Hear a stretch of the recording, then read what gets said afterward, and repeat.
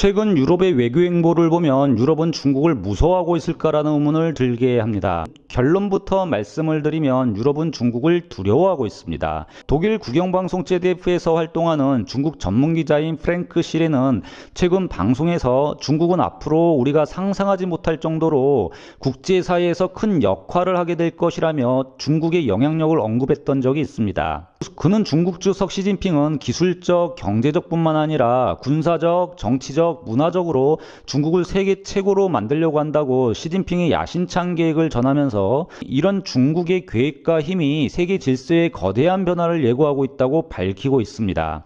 이렇게 중국에 대한 답변을 찾고 있는 현재 유럽의 모습이 바로 초강대국으로 떠오르는 중국 앞에서 고민하고 두려워하고 있는 유럽을 여과없이 보여주는 장면입니다. 그리고 유럽은 중국을 무서워하고 있을까라는 의문을 들게 하죠. 중국은 이미 세계 최강대국이며 14억의 인구를 가진 중국은 미국과 유럽을 합친 인구보다 더 많은 인구를 거느리면서 세계 최고 경제대국으로 성장을 하고 있습니다. 중국, 그들은 서방 진영의 민주체제를 거부하고 있음에도 중국은 자신들의 체제가 효율성이 높다는 것을 증명하고 있습니다. 유럽에게 이런 중국의 효율성은 가장 큰 부담으로 다가오고 있죠.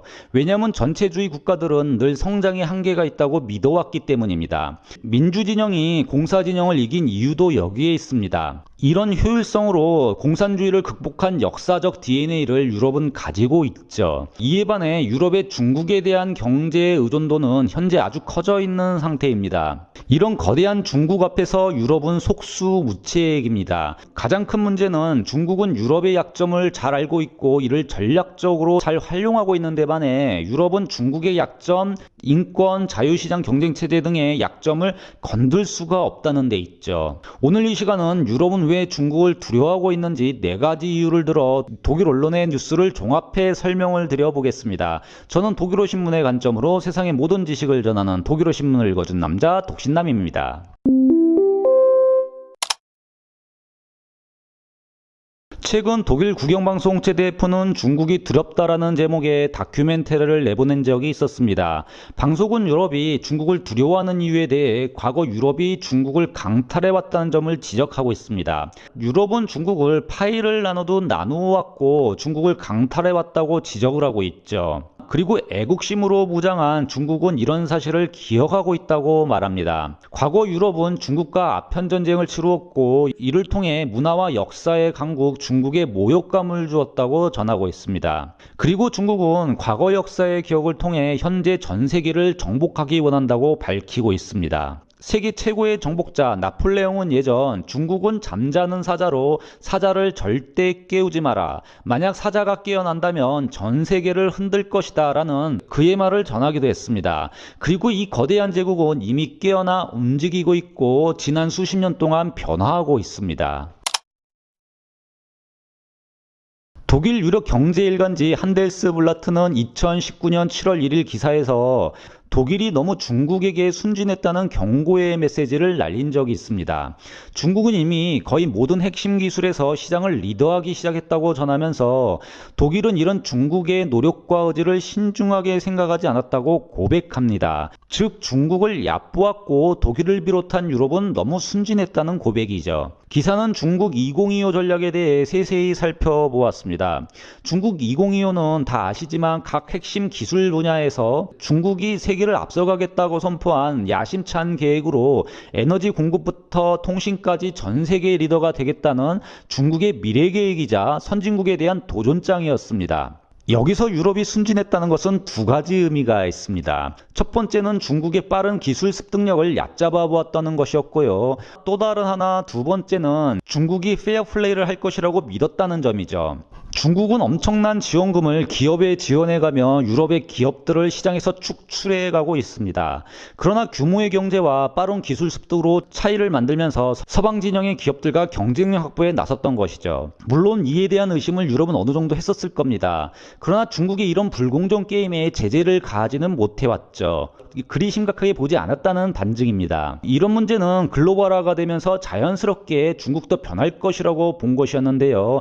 그러나 지금 유럽은 망연자실하고 있습니다. 신문은 중국 2025에는 4천여 개의 프로젝트가 담겨 있고 이 전략이 시작된 후 지금까지 90%가 구현이 되었다고 밝히고 있습니다. 그리고 무엇보다 중요한 것은 독일은 공업국가로 이런 중국의 야망에 직접적으로 피해볼 나라가 된다고 밝힙니다. 그리고 독일과 유럽은 이런 중국에 대항하기에는 준비가 덜 되어 있다고 솔직히 고백을 하고 있습니다. 더 심각한 점은 중국에 대한 고정관념입니다. 중국은 이미 미래기술, 즉 인공지능, 전기자동차, 자율주행 등 기준을 잡아놓고 달리고 있으나 독일과 유럽의 정치가들과 경제인들은 중국을 예전 중국의 모습으로만 알고 있다고 전하면서 낙후된 중국, 이 고정관념에서 나오지 못하는 정책 설계자들을 비판하고 있습니다. 신문은 또한 중국이 아직 자체 능력이 없는 분야에서 여러 서방 국가의 기술 선도 기업들은 밸류체인상에서 중국을 견제하며 이끌고 가고 있지만 중국은 여러 방법으로 노하우에 접근을 하고 있다고 밝힙니다. 그리고 많은 서방 진영의 시장 참여자들은 중국 시장에서 경쟁력이 있는 것으로 생각을 하고 있지만 이들은 원하지도 않는 테크놀로지 트랜스퍼가 발생하고 있다는 사실에 눈을 감고 있다고 충고하고 있습니다. 그리고 이 점에서 중국을 무시하면 안 된다고 경고를 하고 있죠. 신문은 중국은 기업을 아예 사오거나 조인트 벤처 방식으로 중국으로 유인하는 방법, 그리고 산업 스파이 또한 사이버 공격 등 기술 노하우에 접근하는 여러 방법에 대해 나열을 하고 있습니다. 이런 중국의 기술 침탈에 유럽은 너무 순진했었다고 유럽의 대중국 전략에 대해 호평을 하고 있죠. 중국은 전체 국가입니다. 공산주의를 기반으로 언론의 자유와 사상의 자유를 인정하지 않죠. ZDF 방송은 보통의 경우 이런 나라는 자유주의의 물결 앞에서 흔들리는 것이 정상이라고 말을 합니다. 그러나 그들은 여전히 경고하죠. 여기에 중국은 그 어떤 나라보다 강한 디지털 세상을 국가와 중국 사이에 구축해 놓았습니다. 그리고 중국이 자랑하는 이 디지털 플랫폼은 국민을 감시하고 반대파를 견제하는 데 사용을 하고 있죠. 즉 어떤 나라에서도 볼 수 없었던 IT 기술에 기반한 독재 시스템을 구축하고 있다는 겁니다. 중요한 건 이런 IT 기반의 전체주의 국가 중국은 그 어떤 나라보다 뛰어난 효율성을 앞세우고 있다는 것인데요. 그들은 중국의 시스템이 서방 진영의 민주주의 시스템보다 훨씬 더 뛰어나다고 말을 하고 있습니다. 지금 유럽은 이런 역사 속에서 전혀 볼 수 없었던 경쟁력 있는 전체 사회주의 국가의 모습 앞에 당황해하고 있습니다. 중국 전문 기자인 프랭크 시리에는 민주주의가 앞으로 더 어떻게 잘 될 수 있는지 고민해봐야 하는 시점이라고 지적을 합니다. 그리고 하버드 대학 교수 카트린 쿨루버와의 인터뷰를 통해 서방 진영의 민주주의가 무엇을 위해 존재하고 무엇을 할 수 있는지 분명한 메시지가 없다면 21세기는 중국의 시대가 될 것이라고 경고하고 나섰습니다. 이는 경제적으로만 밀리는 것이 아니라 체제적으로 중국의 시스템이 세계를 주도할 수 있다는 경고도 포함하고 있는 말입니다. 독일 국영방송 도이체벨레는 2020년 7월 1일 기사에서 독일의 유명한 정치학자 그로스의 말을 인용하며 중국의 어떤 형태로든 영향력을 행사하려는 것은 효과가 없다고 단언하고 있습니다. 무역을 통한 변화를 등 가치지향적인 대중외교 등 효과가 없다고 주장을 하고 있는 것이죠. 방송원이 논점에서는 유럽 스스로에게 답이 있었는지 물어봐야 한다고 밝히고 있는데요. 바로 단일 대우를 형성한 유럽의 외교 전략만이 국제사회에서 엄중히 받아들이게 된다는 그로스 박사의 말을 인용하면서 유럽은 공통된 외교 전략이 없다면 중국은 유럽에 대해 계속해서 분열의 정책을 추진할 것이라고 말을 하고 있습니다. 즉 유럽은 대중 외교 전략에 있어 컨서스를 형성하지 못하고 있고 모든 유럽 나라의 이해관계가 다르며 중국을 제재하게 되면 분야별로 그리고 사안별로 유럽 각국의 이해관계가 첨예하게 충돌되어 있다는 점을 꼽고 있습니다. 중국은 이런 유럽의 약점을 정확히 알고 있고 활용하고 있다는 점을 방송은 지적을 하고 있습니다. 이런 네 가지의 논점을 종합해보면 유럽은 아직까지 중국에 대항할 준비가 되어 있지 않다는 뜻으로 해석이 됩니다. 독일 등 유럽 개별 국가가 중국에 대항하기에는 이미 중국은 너무 성장해버렸죠.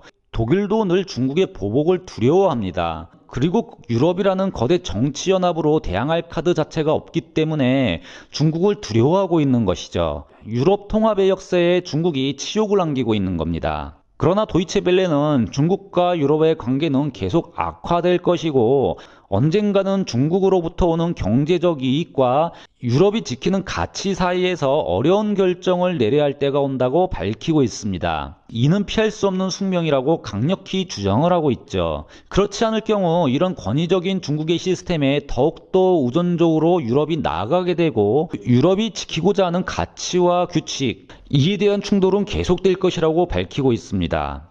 유럽연합, 과연 중국과 전쟁에 나서면서 서방 진영이 추구해온 가치를 지켜낼 수가 있을까요? 유럽은 지금 거침없이 다가오는 중국을 두려워하고 있습니다. 지금까지 독일어 신문의 관점으로 세상의 모든 이야기를 전하는 독일어 신문을 읽어준 남자 독신남이었습니다.